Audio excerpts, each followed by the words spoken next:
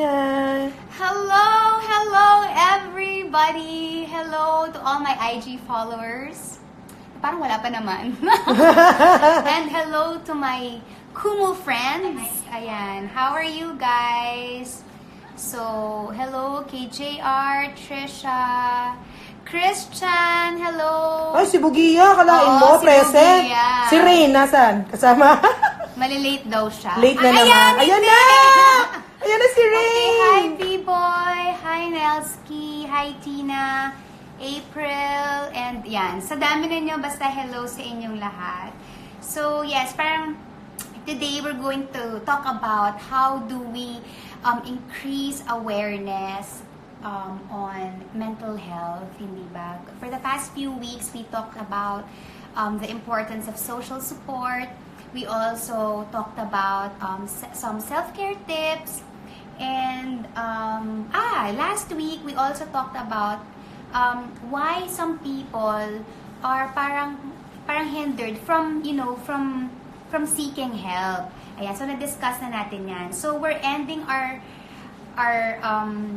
discussion or our series or our topic with how do we in our own little way increase or raise awareness. So nakaisip na ba kayo ng mga paraan kung paano kayo makakatulong sa friend niyo or even in your community kung paano mag-raise ng awareness on mental health para ma-stop natin and ma-end natin yung stigma. Kasi alam niyo po, those people suffering from depression are not only dealing with the condition itself. Kumbaga, they also have to deal with the stigma na kaakibat nung depression. And, okay, syempre, yung lack of public knowledge then about the disease make it difficult for those people suffering to ask for help. Ayan. Sabi ni Christian, yes, we need to raise awareness. We have people watching us from Kuwait. Hello? Ayan. Okay. So, syempre, let's define what stigma is. Okay, ang stigma po is a perceived negative attribute that causes someone to devalue or think less of the whole person. So, it can also be described as, discrimination, hate, or prejudice. And for some people who have experienced it, it's really fear-inducing, it's hurtful, diba? And humiliating. So, we don't want naman our English talaga, please, Bisaya. Pasensya na, hindi ako marunong mag-Bisaya. Unsa man dong, dili ma makasabot nga Bisaya, lagi. Tagalog man. Tagalog, man. Taglish, ayan. So, yun po, for those people who have experienced it, yun nga, yung common na nararamdaman nila is, yun nga, it's fear-inducing, it's hurtful, and humiliating. It becomes like a vicious cycle, di ba? Parang dahil nahihiya akong paalam sa tao na may sakit ako, hindi ako hingi ng tulong, lalong lalala yung sakit, lalong mas kailangan mo ng tulong. Oo, yun. And meron nagko-comment, but pain is temporary, right, Jodi? Yes, everything is temporary. Okay. Pupunta tayo dyan mamaya. Alright, so that's why we have this IG Live and para for us to somehow educate others na mag-increase and mag-raise yung awareness nila on mental health or on depression or certain mental illnesses. Why is it important? Because number one, if there are mental illnesses na left untreated, for example, depression, yung tao po na nagsusuffer from depression can actually find parang another coping mechanism. And yung iba nagto-turn into addiction. Or yung iba, pag hindi na kinaya, yun nga, parang they tend to end their lives. And also, it's important to decrease public stigma, making help and treatment a viable option. So, hindi na po natatakot yung mga tao to tell others about their condition and about, how they feel and that they have it. Kumbaga, they become more brave and, parang courageous in telling and admitting, acknowledging that they indeed suffer from a condition. And awareness is also important because it gives those people who suffer with depression the confidence to talk about their condition. Yun po. So, yun po yung mga reasons why increasing and raising awareness is very important. Ngayon naman, the question is, magpalitan tayo ng ideas. I wanna hear from you guys. How do we now increase awareness? Kayo po, in your own little way, paano kayo sa palagay ninyo makaka-increase ng awareness on mental issues or mental health? Ako, for example, social media.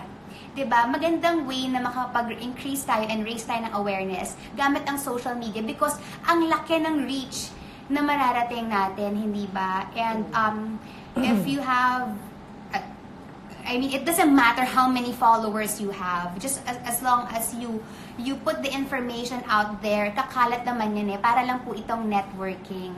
So, ito po, isang way of raising awareness is using social media. So, kayo po, ano po ba pwede ninyong maging contribution? Sabi ni Christian, get involved with your church and community. Yes, involvement is very important, di ba? To be specific, siguro we can be involved in mga advocacy runs. Christian, I remember, parang a few weeks ago, you posted something about yung run for depression and there are people who actually joined in, di ba, dun sa run na yun. Oo, I remember that. Oo, so yan, that's a good thing na, ayun, emoji run or emoji run. So, nagkaroon po ng ganyan recently. And yung run po na yun is dedicated for those people suffering with mental illness. How about sa school po kaya? Ano pong sa palagay ninyo? Sa guidance. Okay. There are co-patients of mine, hi Jen, there are co-patients of mine sa dialysis who are not being given moral support by their own families. I've noticed na parang nagiging papansin sila and nagde-deteriorate yung health nila. Kasi siguro dahil ang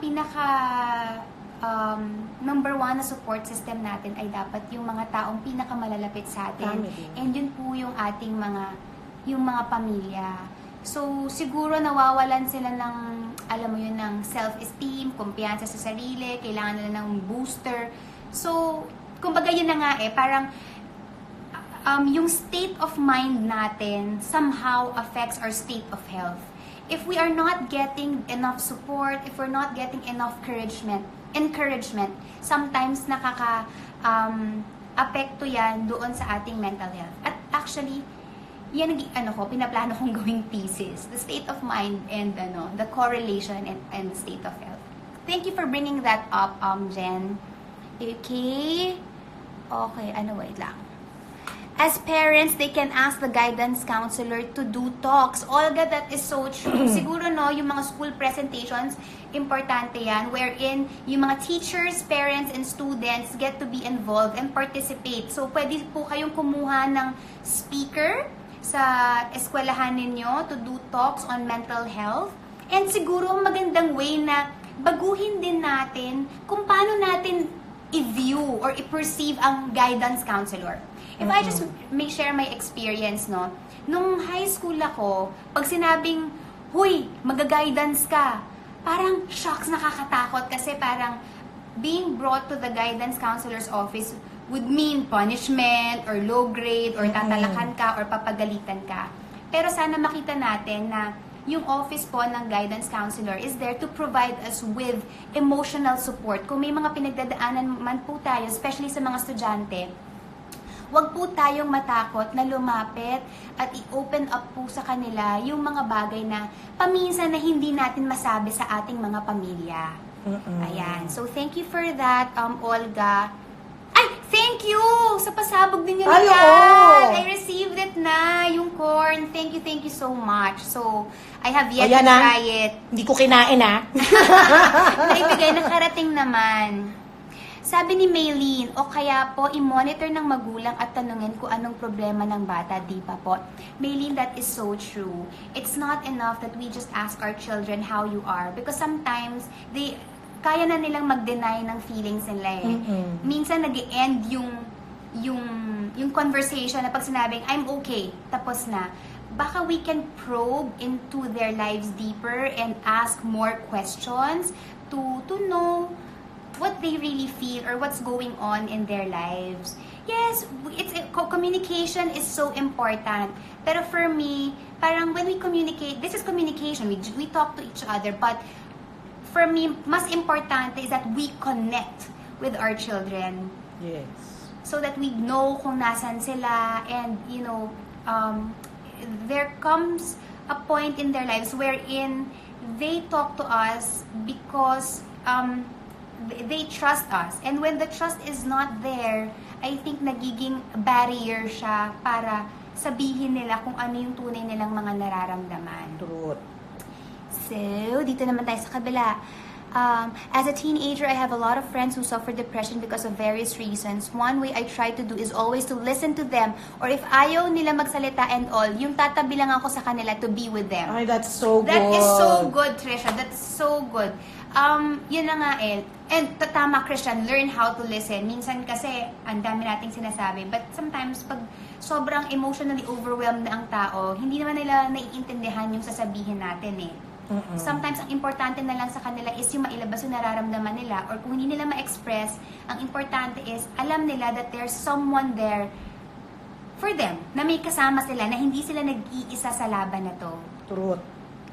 Okay, opo, sa guidance, open every time tumulong sa mga students. Sa school, watch out sa mga bullies because bullying can lead to many things. That is so true. Oo. The thing about bullying, Maureen, there are people, may tinatawag kasi tayong parang bystander effect. Napansin ba ninyo na parang, kilala natin yung bully. Pero, sino ba talaga yung aktual na magsasabi sa teacher or magsusumbong na merong nabubuli na tao? Kasi sometimes takot din sila na madamay. Pero, yun nga, it will take a lot of strength and courage to speak up about a certain issue or kung ano man yung nangyayari na nakikita natin and not be silenced by it.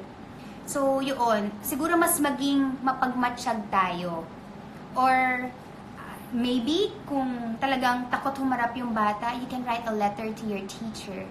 And pero syempre sa school may mga investigation pa yan na mangyayari, 'di ba? But I know a lot of people who have been, bullied, and alam niyo po ba, if I just may share, si 3D, I remember when he was in grade 2 or grade 3, naging biktima din po siya ng bullying. So, kung iniisip niyo po na ang bullying is limited to a certain, kunyari, parang group of people, no, I think halos lahat ngayon is nabibiktima. And I'm not justifying naman kung bakit nambubuli ang mga tao, pero feeling ko kasi parang bullying is parang a manifestation of displacement of power. Yeah. There is something going on siguro sa family life nila na hindi nila ma-express yung sarili nila, or maybe may nangyayari na pagdating sa bahay nila sila ang nabubuli ng kanilang mga parents because of displaced anger din.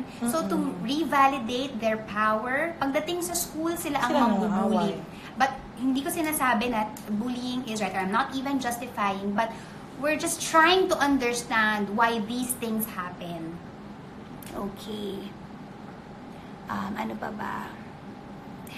Cal, yes, that's so true. Common misconception kasi pag guidance is parang you're in trouble. Totoo yan, na pag sinabing, huy, guidance ka, parang ang dating, associated na siya na sa wala kang ginawang tama, nagkamali ka, ng away ka, ng cheating ka, nagkodigo ka, copying ka, pero hindi naman. Ako pala yun.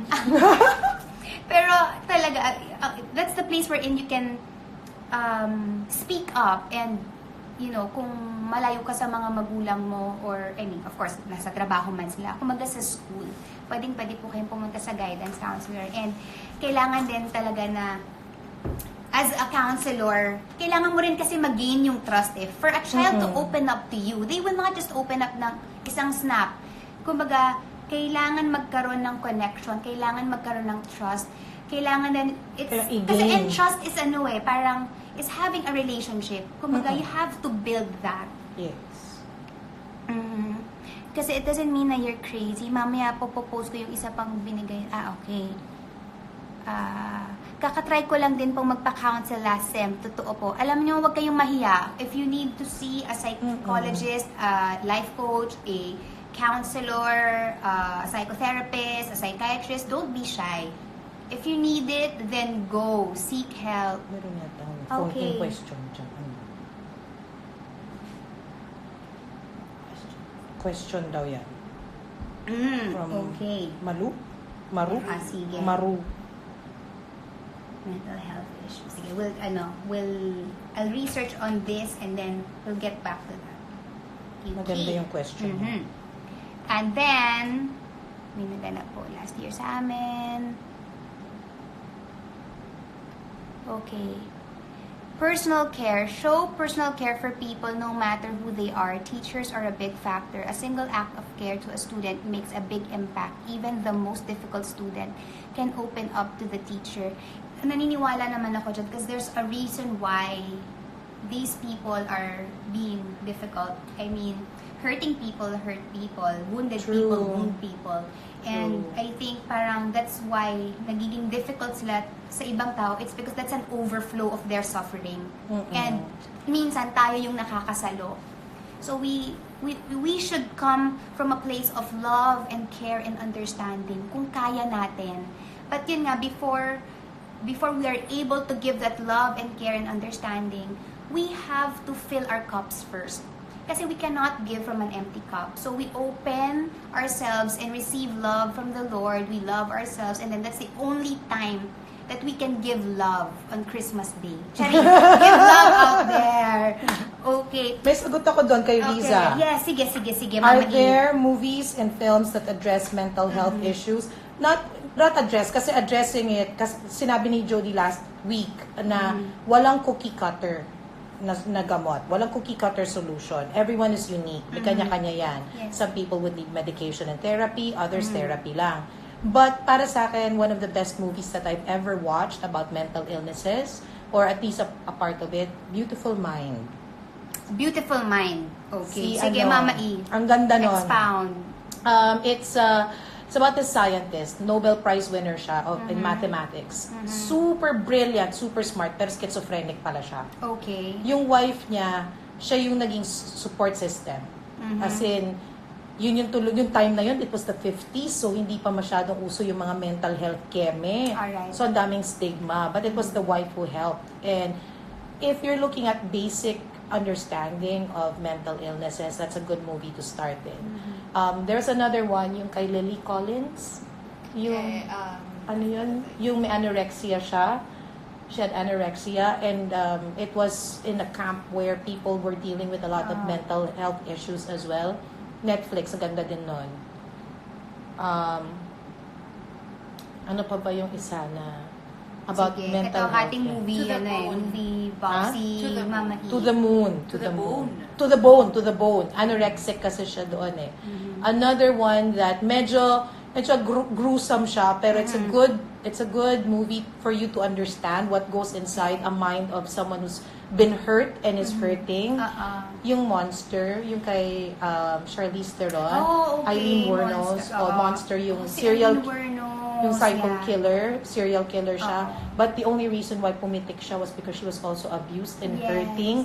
So you can see yung progression, no, that she was a really good girl, she was a nice girl. So It started talaga with, yung kay story ni Eileen Wuornos, because napanood ko yung docu niya. Kumbaga siya yung first female serial killer ng America, and if I'm not mistaken, sa Florida siya nakabase. So ang ginagawa niya, parang she worked as a prostitute, and naging trabaho niya is yun nga, every time that she'd have a parang customer, tinetegi bumblebee niya, guys. Oo, ganon. And then, so pinakita yung backstory, what happened to her. So she was severely abused by the father and by the uncles. Lahat ng male sa family niya, parang she was raped and she wasn't treated right. There was a period in her life wherein she lived sa woods. Yes. Ganyan. So basically, lumaki siya ng mag-isa, and then she was neglected by the mother. So ito lahat nagkaroon ng kumbaga implications. Nung lumaki siya, she turned out to be that way. Yeah. Yun siya. Ayan, Sybil. Oo, ito Ay, yung ang person na sad. may multiple personality disorder. 14. Fractured. Isa pa yung kay, ang galing-galing noon, Fractured. That was such a good movie. I Am Sam, sabi ni Cheryl. I Am Sam. I Am Sam also is a very, very good movie on mental health and being aware of that. Another one is this Sandra Bullock movie na nag-ampon siya ng isang abused boy na si Michael Orr. Ano nga ba yun? Diba football yun? Tapos the kid is also nagkaroon siya ng mental disability because he was also abused and neglected. Pero ang ganda-ganda nun. Love. It was all about love. Mother's love and support. Ayan. So, yun po yung mga ibang mga movies na pwede po ninyong i-watch about mental illness or depression, and I think it will give us parang a better understanding, better perspective on why parang the factors that are affecting mental illnesses, na karamihan nga doon kasi is parang ang napansin ko din talaga, and according to what I've studied is yung childhood talaga. Very important. Most of them came from broken families, and most of them were abused as children, and parang yung childhood nila were stolen from them. Yun eh. Okay, question. I have a question po. How to deal with... Ay, nawali. Sandali ate. Okay, how to deal with stress due to social media. My nephew rushed to the hospital last week because he attempted suicide. I'm so When his sorry. psychiatrist asked him why he did it to himself, he was bullied down not only by his teacher in school, but also in social media. Diana, I'm so sorry for this, and naano ako. Yeah, Okay, my God. yes, we will pray for your nephew. So, if you're gonna ask me how to deal with stress due to social media, please do social detox. Yes. If you think that what you see and what you read online are affecting you on a mental level or, on an emotional level, please stay away from social media. Parang it will be good for your mental health. And Don't be afraid to block. don't be afraid to...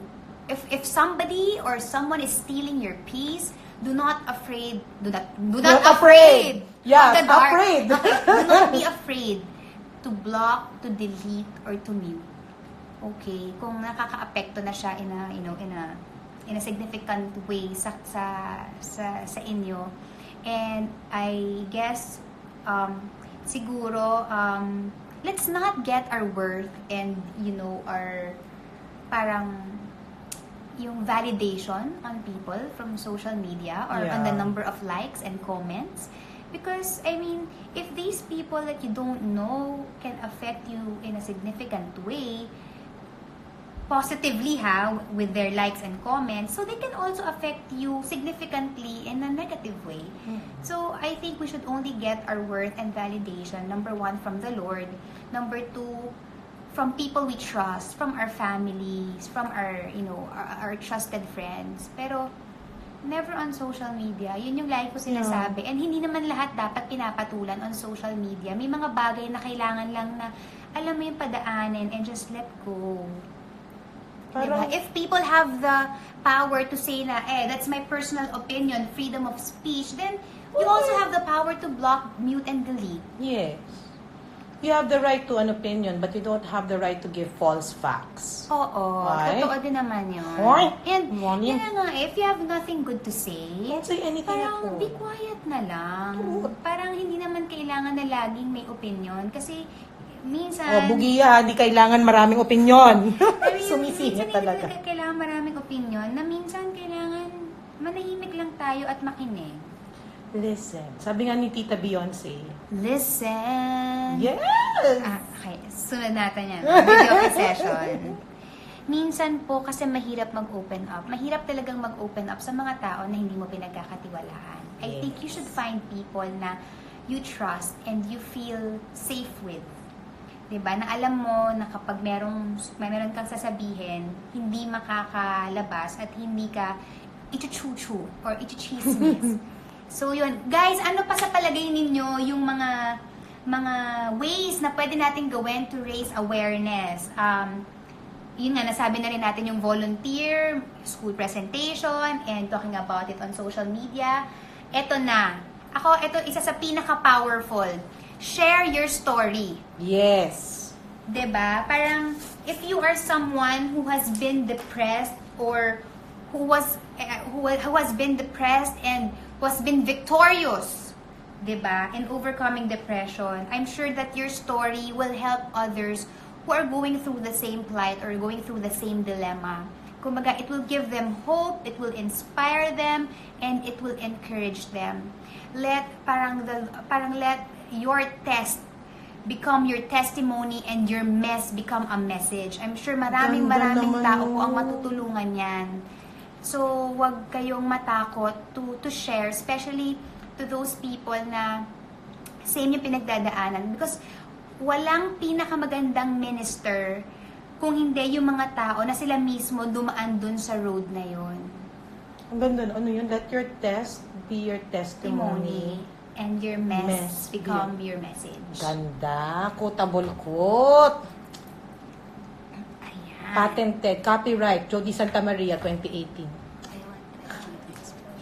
Jodi Inspiration. Okay. There was a question kanina, no? Parang, what social media sites are read-worthy about awareness? So, may mga conversations po na gumagamit ng hashtag na hashtag mental health, hashtag mental health awareness, and hashtag stop the stigma. So if you want to participate, if you want to learn more about it, use the hashtag. And then, may mga IG accounts din po tayo na pwedeng puntahan. These are at Self-Love Club. So they do sharings and meron din po sila mga forums. Meron din pong at Beth Draws Things. So, these are inspirational quotes. Actually, on Pinterest, you just type there parang inspirational, motivational quotes. Ang dami-dami pong lalabas. At Steph Says Hello. So, illustrations that are artsy with inspiring quotes. And then, the latest Kate. So, art therapy po yan. So, ito po yung... Health.com. From health.com. So, okay, nanggaling po ito from health.com. So, ito po yung mga sinuggest nila mga sites na pwede po ninyong puntahan. And then, of course, maganda rin na mag-organize ng group workout. Yes! Woo!